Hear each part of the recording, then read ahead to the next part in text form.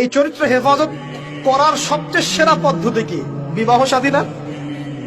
চরিত্র হেফাজত করার সবচেয়ে সেরা পদ্ধতি কি? কারণ মানুষের যৌন চাহিদা আছে, ভালোবাসার প্রয়োজন আছে, আর স্ত্রীর দরকার আছে। মানুষের মধ্যে সবচেয়ে বেশি আকর্ষণ দেওয়া হয়েছে কার প্রতি? নারীর প্রতি। অতএব একজন পুত পবিত্র নেককার মেয়ে আমি চাই, তাই কিনা? আমরা সবাই চাই। এখন এ কারণে এই হাদিসের মধ্যে এটা নিবেন, ওই দুজন মানুষ কোন দুজন? দুজন ছেলে ছেলেও হতে পারে, দুই মেয়েও হতে পারে, আবার ছেলে মেয়েও হতে পারে, যারা একে অপরকে ভালোবাসে। কার জন্যে? মানে পবিত্র ভালোবাসা, অপবিত্র জেনা নয়, পবিত্র ভালোবাসা, এবং মিলিত হয় আল্লাহর জন্যে। বিচ্ছেদ ঘটে কার জন্যে?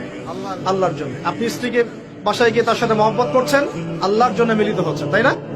আবার যখন আপনি দিনের জন্য বা দিনের কোনো কাজে বা ভালো কোনো কাজে রিজিকের সন্ধানে বের হয়ে যাচ্ছেন, আল্লাহর জন্য ছেড়ে চলে আসছেন, তাই না?